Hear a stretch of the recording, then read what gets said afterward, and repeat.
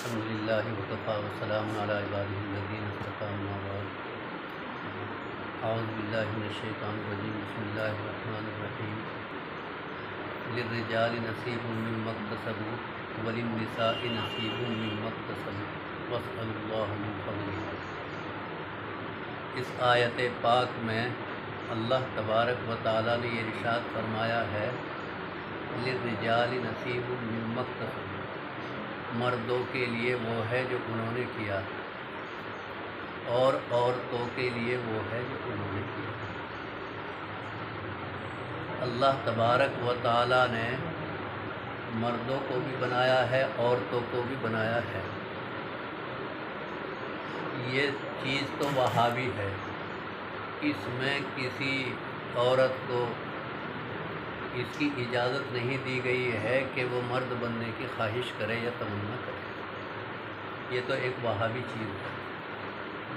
لیکن اللہ تبارک و تعالیٰ نے فرمایا ہے کہ اللہ تبارک و تعالیٰ لا اضیع عمل عامل منکم من ذکر او انثی، میں کسی بھی عمل کرنے والے کے عمل کو ضائع نہیں کرتا، مرد ہو یا عورت ہو۔ لیکن اللہ تبارک و تعالیٰ نے دونوں کی لائنیں علیحدہ بنائی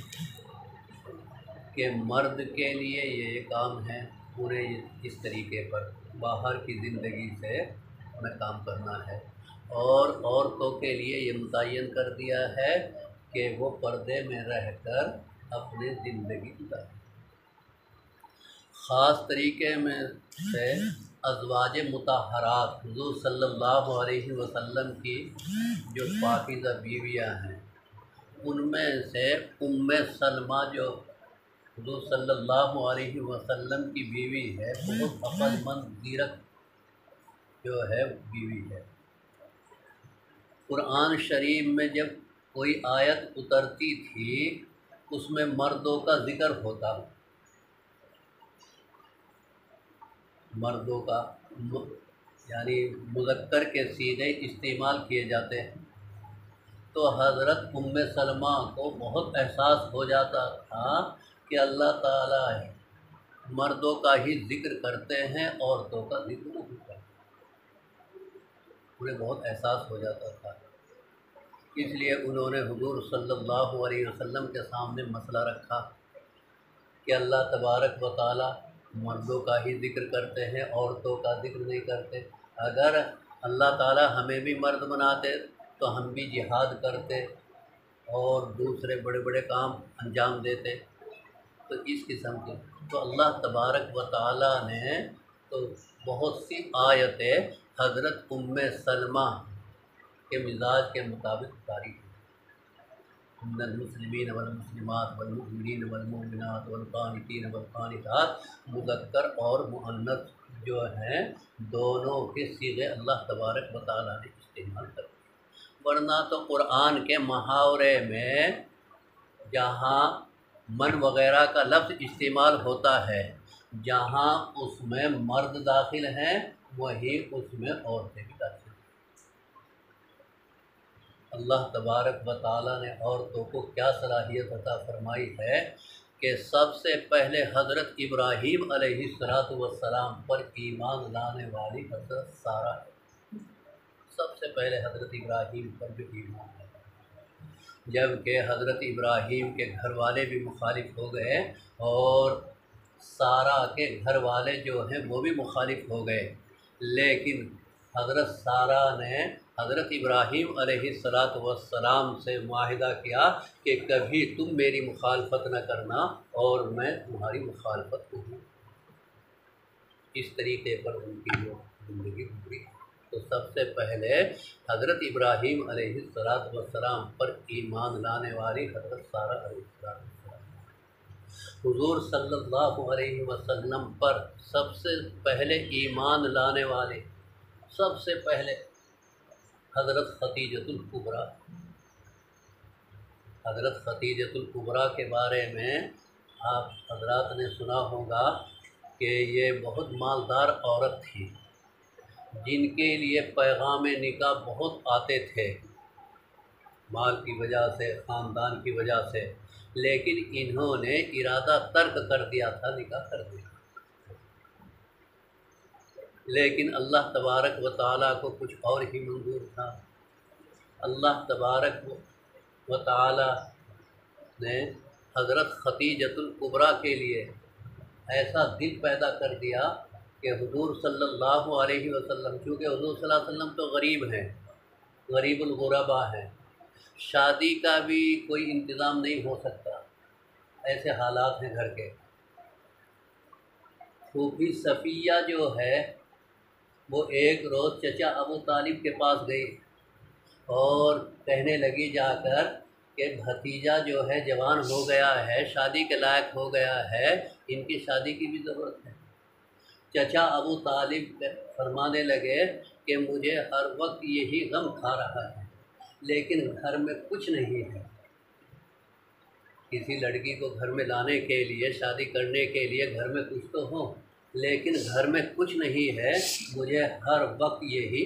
چیز ستا رہی ہے۔ لیکن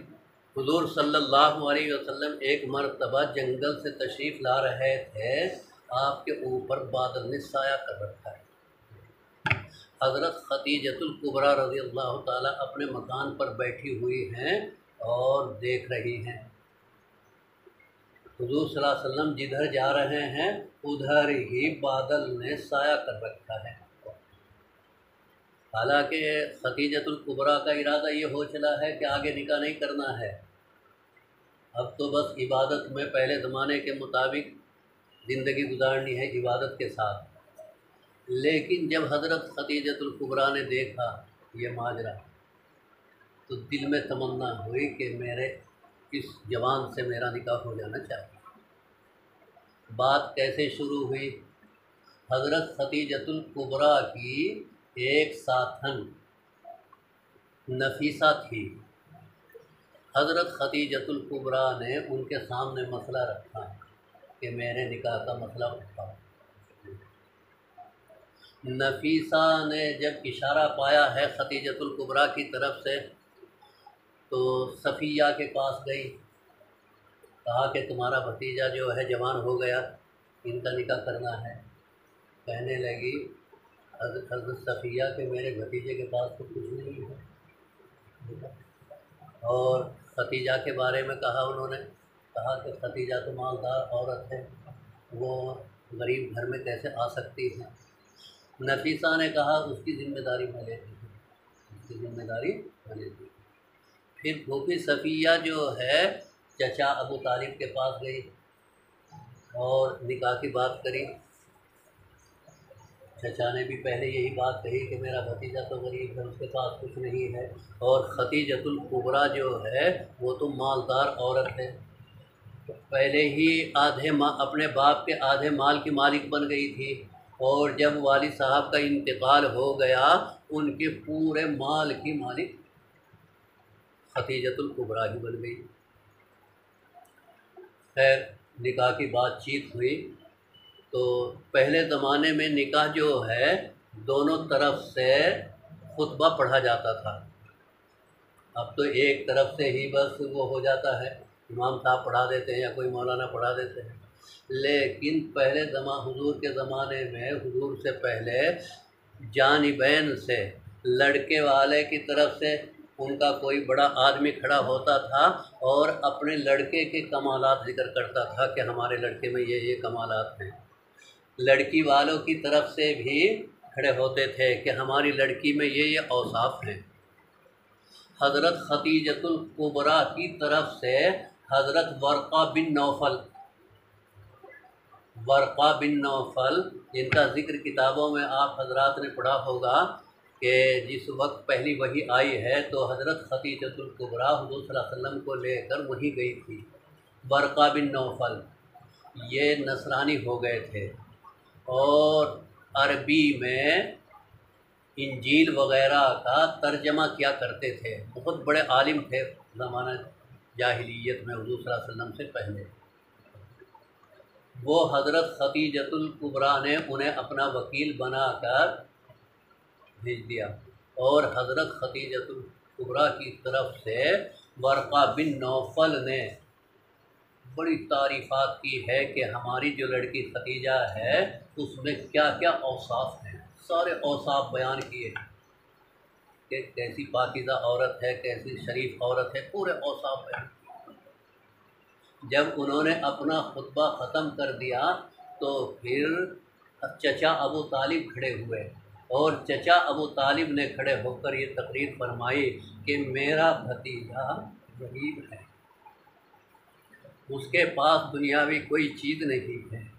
لیکن میرے بھتیجے میں ایسے اوصاف ہیں کہ پوری دنیا بھی ان کا مقابلہ نہیں کر سکتی۔ اس طریقے سے خطبہ پڑھا گیا، اور پھر اس نکاح کی خوشی میں حضرت خدیجۃ الکبریٰ نے مکے والوں کی اتنی زبردست دعوت کی ہے کہ مکے والوں کی آنکھیں چکا چوندھ ہو گئی تھی، اس اتنی بہترین دعوت کی تھی مکے والوں کی حضرت خدیجۃ الکبریٰ رضی اللہ تعالیٰ عنہ۔ اور پھر جب نکاح ہو گیا، اب حضور صلی اللہ علیہ وسلم تو غریب الغربا ہیں، کہیں مزدوری تھوڑی بہت ہی کر لیتے ہیں، اس سے کام چل جاتا ہے، چونکہ چچا ابو طالب کے پاس آمدنی کچھ نہیں، خرچہ زیادہ تھا، اس لیے جب حضور صلی اللہ علیہ وسلم بڑے ہو گئے تو اپنا خرچہ خود ادھر ادھر سے کما کر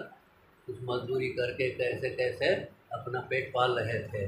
حضرت خدیجۃ الکبریٰ رضی اللہ تعالیٰ عنہا قربان جائیے کہ اپنا پورا مال حضور صلی اللہ علیہ وسلم کے حوالے کر دیا۔ اللہ تبارک و تعالیٰ نے وَوَجَدَكَ عَائِلًا فَأَغْنَىٰ، یہ جو صورت اتاری ہے اس میں یہ ہے وَوَجَدَكَ عَائِلًا فَأَغْنَىٰ۔ اللہ تعالیٰ فرماتے ہیں کہ آپ تو غریب تھے، عائل، آپ تو بہت غریب تھے، نادار تھے، آپ کے پاس کچھ نہیں، پھر اللہ تبارک و تعالیٰ نے آپ کو غنی کر دیا، مالدار کر دیا۔ تو دنیاوی اعتبار سے حضرت خدیجۃ الکبریٰ نے اپنا پورا مال ہی حضور صلی اللہ علیہ وسلم کے حوالے کر دیا کہ آپ جیسے چاہیں جہاں چاہیں یہ مال خرچ کر سکتے ہیں۔ تو حضور صلی اللہ علیہ وسلم مالی اعتبار سے حضرت خدیجۃ الکبریٰ کے مال سے مالدار ہوئے، اور پھر گھر کی حفاظت جو کی ہے حضرت خدیجۃ الکبریٰ نے، حضور صلی اللہ علیہ وسلم کی جتنی بھی بیٹیاں ہیں وہ سب حضرت خدیجۃ الکبریٰ سے، اور بچیوں کی بہت پرورش، بچی گھر میں ہو اور شوہر باہر ہو اور شوہر کو خطرہ لاحق ہو، کچھ گھر کی طرف سے اطمینان نہ ہو تو بہت پریشانی لاحق ہو جاتی ہے باپ کو، لیکن حضرت خدیجۃ الکبریٰ رضی اللہ تعالی عنہا نے وہ مثال پیش کرتی ہے کہ پوری بچیوں کی حفاظت اپنے ذمہ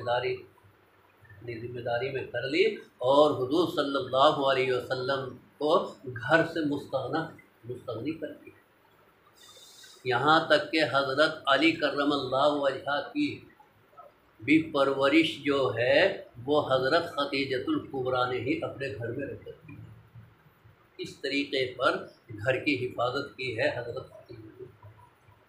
اور حضرت خدیجۃ الکبریٰ نے کتنی قربانی پیش کی ہے۔ غار حرا میں کھانا لے کر جایا کرتی تھی، غار حرا میں مجھے جانے کا موقع ملا تو ہم لوگوں کے بس کی بات نہیں ہے کہ جلدی سے چڑھ جاویں اس پر،